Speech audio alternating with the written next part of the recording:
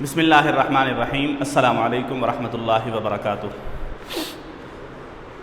محمد طاہر نام ہے اور زاویہ اسکول سسٹم اسلامیات 8 کلاس کی سبق نمبر 6 باب چہارم کا سبق نمبر 6 ہے جہاد کے عنوان سے۔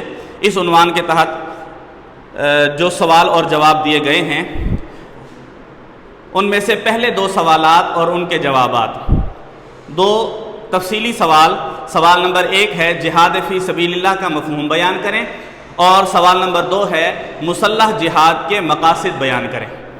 یہ 2 سوالات ہیں، انہی 2 سوالات کے متعلق آج کے سبق میں گفتگو ہوگی۔ پہلا سوال ہے کہ جہاد فی سبیل اللہ کا مفہوم بیان کریں۔ ان میں سے جو ہے یہ پہلا لفظ جہاد کے لفظی معنی، جہاد کے لفظی معنی کیا ہیں؟ اس کے اندر جہاد کے لفظی معنی کیا ہیں؟ تو جہاد کے لفظی معنی یہ ہیں کسی کام کے لیے کوشش اور محنت کرنا، کسی کام کے لیے کوشش اور محنت کرنا اور اپنے مقصد تک پہنچنے کے لیے ساری طاقت لگا دینا، اپنی ساری طاقت لگا دینا اپنے مقصد تک پہنچنے کے لیے، یہ جہاد کے لفظی معنی ہیں۔ اور اس کے بعد دوسرا پوائنٹ ہے جہاد کا مقصد کیا ہونا چاہیے۔ ہم جہاد کرتے ہیں تو ہمیں جہاد کا مقصد اس میں کیا ہونا چاہیے؟ تو جہاد کا مقصد صرف اور صرف اللہ کی رضا ہونی چاہیے۔ جہاد کا مقصد صرف اور صرف اللہ کی رضا ہونی چاہیے، اللہ کو راضی کرنے کی نیت سے جہاد ہونا چاہیے۔ اس کے بعد تیسرا پوائنٹ ہے جہاد فی سبیل اللہ۔ اب جہاد فی سبیل اللہ کیا ہے؟ جہاد فی سبیل اللہ یہ ہے کہ دین پر پوری طرح عمل کرنے کے لیے، دین پر پوری طرح عمل کرنا اور دوسرے بندوں تک پہنچانا، اس کی کوشش کرنا، اور اس کی کوشش میں انسان پوری محنت اور اپنی پوری طاقت لگا دے اس مقصد کے حصول کے لیے، اس مقصد کے حصول کے لیے اپنی پوری طاقت لگا دے، یہ جو ہے جہاد فی سبیل اللہ ہے۔ اور جو جہاد میں شرکت کرتا ہے اسے مجاہد کہتے ہیں، جو جہاد میں شرکت کرتا ہے اسے مجاہد کہتے ہیں۔ دوسرا جو اس کا تفصیلی سوال ہے، سوال نمبر 2، مسلح جہاد کے مقاصد بیان کریں۔ مسلح جہاد یعنی کہ اسلحے سے لیس ہو کر جہاد کرنا۔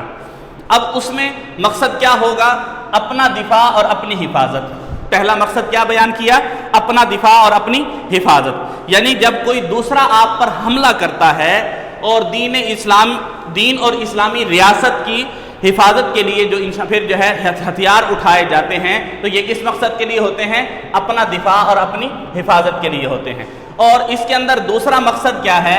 فتنے کو دفع کرنا، فتنے کو دفع کرنا، یعنی جب انسان پر ظلم کیا جائے، جب انسان پر ظلم کیا جائے اور اللہ کے بندے اپنے بنائے ہوئے قوانین، اللہ کے بندوں کو اپنے بنائے ہوئے قوانین کی غلامی پر مجبور کیا جائے اور بندوں تک ان کے مالک، ان کے خالق کا جو ہے وہ دین نہ پہنچنے دیا جائے، تو اور جو ہے وہ قانونی راستے بھی بند کر دیے جائیں، تو برائی اور زیادتی اور فتنے کو ختم کرنے کے لیے جو طاقت استعمال کی جائے اس کو فتنہ دفع کرنا کہتے ہیں، فتنے کو دفع کرنا۔ اور تیسرا مقصد کیا ہے؟ مظلوم کو ظالم سے نجات، مظلوم کو ظالم سے نجات، یعنی کہیں اگر مسلمانوں پر ظلم ہو رہا ہے، زیادتی ہو رہی ہے، تو ان مسلمانوں کو ظالم کے پنجے سے نکالنا، ان مسلمانوں کی مدد کرنا اور ظالم کے خلاف جہاد کرنا، یہ مسلح جہاد کا مقصد ہے۔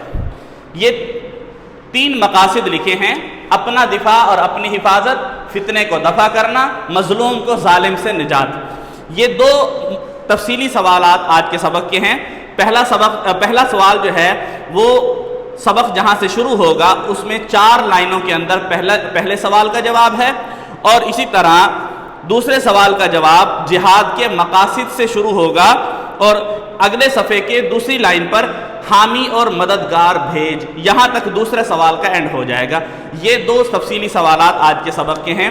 اگر آپ کو اس میں سے کوئی بات سمجھ نہ آئی ہو، کسی قسم کی کوئی دشواری پیش آ رہی ہو، تو آپ اسکول کے نمبر پر رابطہ کریں اور اس کے حوالے سے معلومات حاصل کر سکتے ہیں۔ والسلام علیکم۔